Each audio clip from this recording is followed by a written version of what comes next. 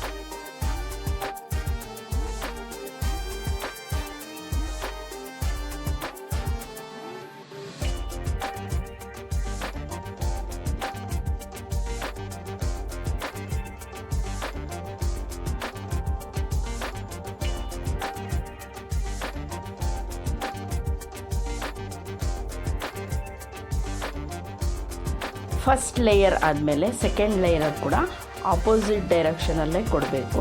ಆಗ ಸಣ್ಣ ಸಣ್ಣ ಗ್ಯಾಪ್ ಕೂಡ ಕವರ್ ಆಗುತ್ತೆ. ಆಗ ಫಿನಿಶಿಂಗ್ ತುಂಬ ಚೆನ್ನಾಗಿ ಬರುತ್ತೆ. ಶೇಡ್ ಮಾಡುವಾಗ ನೀಟಾಗಿ ಕವರ್ ಆಗುತ್ತೆ. ನೋಡಿ, ನಾನಿಲ್ಲಿ ವೈಟ್ ಕಲರನ್ನು ಯೂಸ್ ಮಾಡಿಬಿಟ್ಟು ಮಿಕ್ಸ್ ಮಾಡ್ತಾಯಿದ್ದೀನಿ. ನೀವು ಶೀಟನ್ನು ಒಂದೇ ಡೈರೆಕ್ಷನಲ್ಲಿ ಇಟ್ಬಿಟ್ಟು ಕಲರಿಂಗ್ ಮಾಡಲಿಕ್ಕೆ ಟ್ರೈ ಮಾಡಬೇಕು. ನಿಮಗೆ ಹೇಗೆ ಬೇಕೆ ಹಾಗೆ ರೊಟೇಟ್ ಮಾಡಿಬಿಟ್ಟು ಕಲರಿಂಗ್ ಮಾಡಬಾರ್ದು. ಸ್ಟ್ರೈಟಾಗಿ ಒಂದು ಕಡೆ ಫಿಕ್ಸ್ ಮಾಡಿಬಿಟ್ಟು ಆಮೇಲೆ ಕಲರಿಂಗ ಮಾಡಬೇಕು. ಆಗ ನಿಮಗೆ ತುಂಬ ಈಸಿಯಾಗಿ ಮೂವ್ ಮಾಡಲಿಕ್ಕೆ ಸಾಧ್ಯ ಆಗುತ್ತೆ. ಪೆನ್ಸಿಲ್ ಸ್ವಲ್ಪ ದೂರದಲ್ಲಿ ಇಟ್ಕೊಂಡು ಲೈಟಾಗಿ ಶೇಡ್ ಮಾಡ್ತಾ ಹೋಗಿ. ಇಲ್ಲಿ ನಾನು ಫಸ್ಟು ಲೈಟ್ ಆರೆಂಜ್ ಕಲರನ್ನು ಯೂಸ್ ಮಾಡಿಬಿಟ್ಟು ಶೇಡ್ ಮಾಡ್ತಾಯಿದ್ದೀನಿ. ನೆಕ್ಸ್ಟ್ ಲೈಟಿಂದ ಡಾರ್ಕಿಗೆ ಹೋಗಬೇಕು. ಇದಾದಮೇಲೆ ನಾನು ರೆಡ್ ಕಲರಿಂದ ನಾನು ಇನ್ನೊಂದು ಲೇಯರನ್ನು ಅಪ್ಲೈ ಮಾಡ್ತೀನಿ. ಅದಾದಮೇಲೆ ಸ್ವಲ್ಪ ಆರೆಂಜ್ ಲಾಸ್ಟ್ ಜಾಗದಲ್ಲಿ ಸ್ವಲ್ಪ ಆರೆಂಜಿಶ್ ಕಾಣಿಸ್ತಾ ಇದೆ. ಹಾಗಾಗಿ ನಾನು ಆರೆಂಜ್ ಕಲರ್ ಪೆನ್ಸಿಲನ್ನು ಯೂಸ್ ಮಾಡ್ತಾಯಿದ್ದೀನಿ. ಸ್ವಲ್ಪ ರೆಡ್ ಕಲರ್ ಜಾಸ್ತಿನೇ ಯೂಸ್ ಮಾಡ್ತಾಯಿದ್ದೀನಿ. ಮತ್ತು ಶ್ಯಾಡೋಗೋಸ್ಕರ ಇಲ್ಲಿ ಬ್ಲ್ಯಾಕ್ ಕಲರ್ ಪೆನ್ಸಿಲನ್ನು ಯೂಸ್ ಮಾಡ್ತಾಯಿದ್ದೀನಿ. ಅದರಿಂದ ನಮಗೆ ರಿಯಲಿಸ್ಟಿಕ್ಕಾಗಿ ಕಾಣಿಸುತ್ತೆ. ಮತ್ತು ಹಾಗೆ ಅದನ್ನು ಮಿಕ್ಸ್ ಮಾಡಬೇಕು ಅಂತ ಹೇಳಿದ್ರೆ ವೈಟ್ ಕಲರ್ ಪೆನ್ಸಿಲನ್ನ ನಾನು ಇಲ್ಲಿ ಯೂಸ್ ಮಾಡ್ತಾಯಿದ್ದೀನಿ. ನೋಡಿ, ಇಲ್ಲಿ ಎಷ್ಟು ಚೆನ್ನಾಗಿ ಕಲರ್ ಮಿಕ್ಸ್ ಆಗ್ತಾಯಿದೆ. ಅದಕ್ಕೆ ಹೇಳೋದು ಲೈಟ್ ಕಲರಿಂದ ಡಾರ್ಕ್ ಕಡೆಗೆ ಬರಬೇಕು. ಆಗ ಮಿಕ್ಸ್ ಆಗೋದು ತುಂಬ ಚೆನ್ನಾಗಿ ಮಿಕ್ಸ್ ಆಗುತ್ತೆ ಮತ್ತು ಸಾಫ್ಟಾಗಿ ಶೇಡ್ ಆಗುತ್ತೆ. ರೆಫರೆನ್ಸ್ ಪಿಕ್ಚರಲ್ಲಿ ಡಾರ್ಕ್ ಶೇಡ್ ಎಲ್ಲೆಲ್ಲಿದೆಯೋ ನಾನಲ್ಲಿ ಬ್ರೌನ್ ಕಲರನ್ನು ಯೂಸ್ ಮಾಡ್ತಾಯಿದ್ದೀನಿ.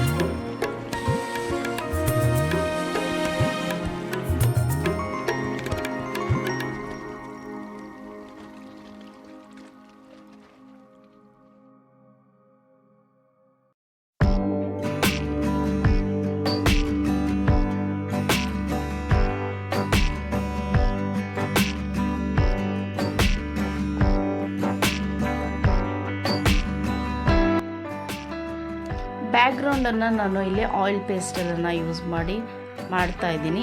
Brown, light green, dark green ಮತ್ತು ಸ್ವಲ್ಪ ಬ್ಲ್ಯಾಕ್, ಬ್ರೌನ್ ಇಷ್ಟು ಕಲರ್ ಯೂಸ್ ಮಾಡಿಬಿಟ್ಟು ನಾನು ಬ್ಯಾಕ್ಗ್ರೌಂಡನ್ನು ಕ್ರಿಯೇಟ್ ಮಾಡ್ತಾಯಿದ್ದೀನಿ. ನಿಮಗೆ ಈ ವಿಡಿಯೋ ಇಷ್ಟ ಆದರೆ ಲೈಕ್ ಮಾಡಿ, ಕಮೆಂಟ್ ಮಾಡಿ ಮತ್ತು ಶೇರ್ ಮಾಡಿ. Thank you.